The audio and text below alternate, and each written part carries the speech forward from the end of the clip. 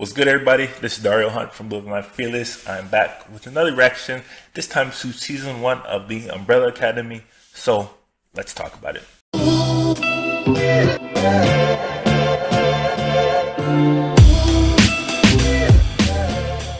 Netflix has officially killed off all of their Marvel superhero TV shows, and that is a sad, sad day, considering those were some of the best shows in recent years, I think, on Netflix, and some of the best superhero shows probably ever made in general.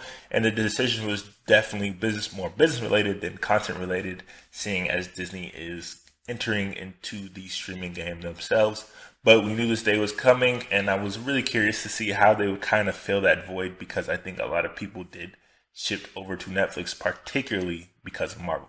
And I kept kind of hearing these rumblings of a new superhero show called The Umbrella Academy, and I did see the trailer probably a month or two ago, and I was definitely intrigued by what I saw.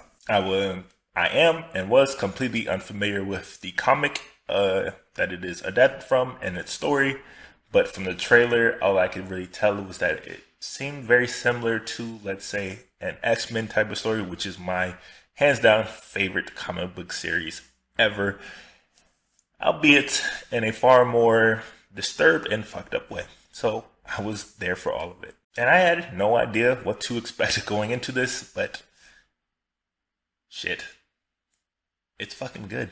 I will go so far to say that this is the first truly great TV show of 2019 and easily one of my favorite superhero shows in the past 3 years. And that's with everything that has been out so far. Now, the story itself isn't the most original. It is your typical run-of-the-mill, the world is going to end and we are the only ones that can save it. Even though they do throw in, a time loop situation where one of the characters come back from the past and, you try to fix things in the future. It is kind of similar to the famous Days of Future Past storyline from the X-Men itself. But what is highly unique and special about this particular, comic book adaptation and comic book in general is the characters. But what is extremely unique about, this story here is their cast of characters. It is easily one of the most eclectic group of heroes I've ever seen, particularly on TV. And while not every single one of their powers is the most original, most of the powers here are extremely original, particularly in the way that they are utilized within the story. And I love the fact that it is not the typical secret identity hero situation.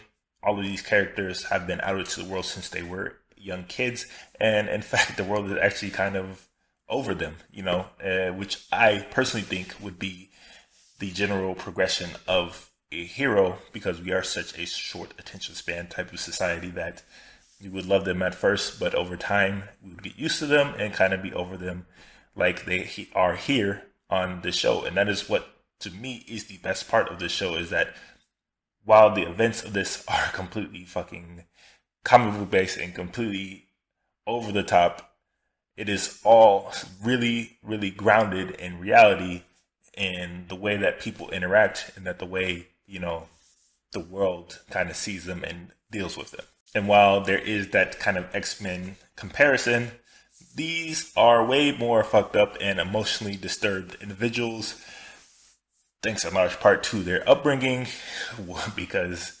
Professor X, Mr. Monocle, is not. He is the exact opposite, if anything. But they do a really great job of portraying, that trauma and that emotionally stunted growth that they had because of their upbringing as more of a weapon than actually a person.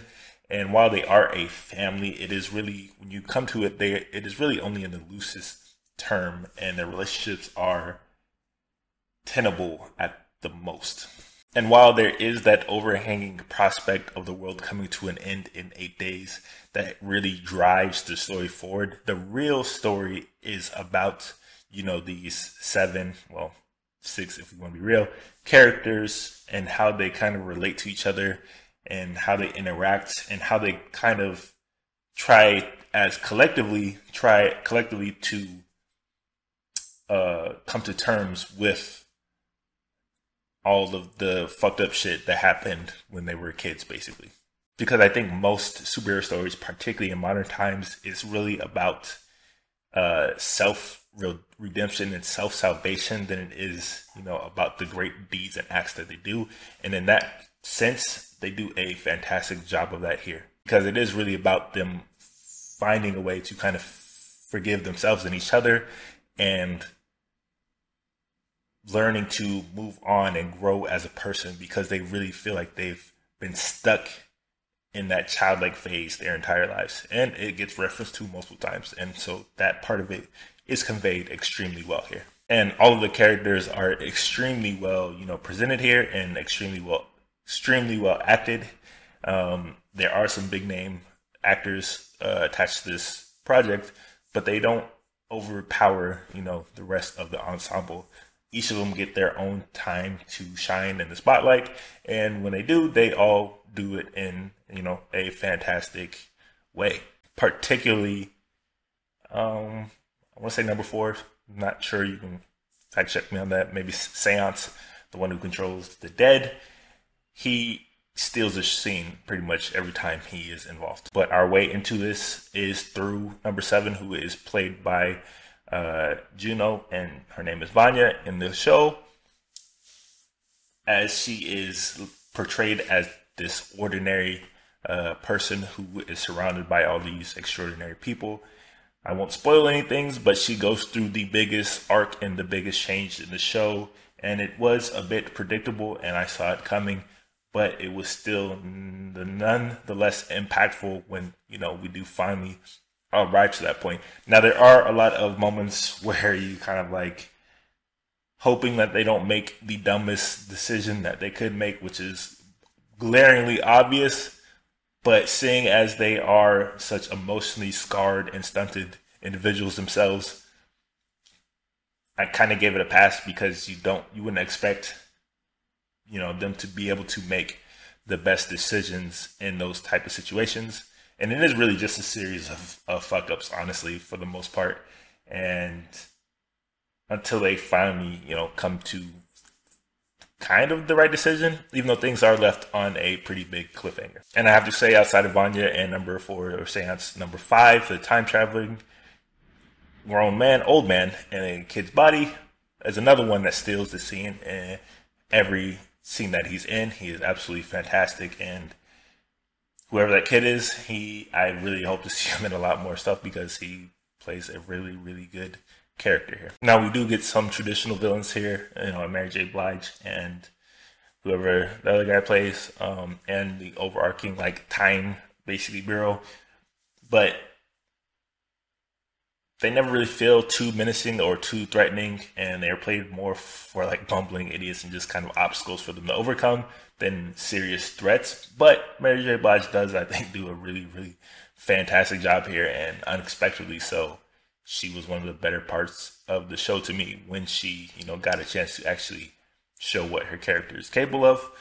But again, the threat isn't really the focus here, and neither is really the end of the world. When you get to it, it's at the very last moment, and as episodes went by, I was kind of wondering how are they going to wrap things up, because they did spend so much time on world building and character building and relationship building, particularly within the group. And I'm glad they did, because that was the best part of the show to me.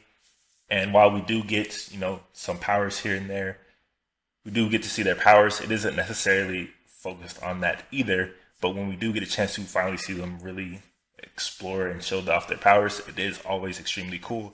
And the visuals are fantastic, particularly when you see a fully CGI Mr. Pogo, who looks just as real as everybody else there. So they do a great job in that aspect. They spared no money, clearly. And this is, I think, a show that can easily replace a lot of those Marvel TV shows that they lost. And this was by far one of the best superhero shows I've seen in a really long time. The pacing was extremely well done. It didn't overstay its welcome, which I felt a lot of those Marvel shows did by probably about 2 or 3 episodes too long. This was absolutely the perfect length. The characters were unique and crazy and completely relatable. The situations were extremely grounded, and just overall, it was just a fantastic fucking show. But for those of you that have seen The Umbrella Academy Season 1, what do you guys think about it? How do you think this compares to a lot of the other superhero shows out there? What were your favorite aspects of it? Who was your favorite character? Do you like the way that they kind of focus more on the group dynamics more than the existential threat that was coming down the pipeline and pushing the story forward? Let me know in the comments down below, and be sure to have its official site where you can leave your own ratings and reactions to this show, other shows, and everything else I react to over there on the site. If you have anything that you would personally like me to react to, you can also let me know in the comments down below. And if you like any of the gear that I rock in these videos like this or this, you can also head over to the site and grab some for yourself. As always, thank you guys for joining me. I'll be back shortly with more reactions. But until then, catch you guys soon. Peace.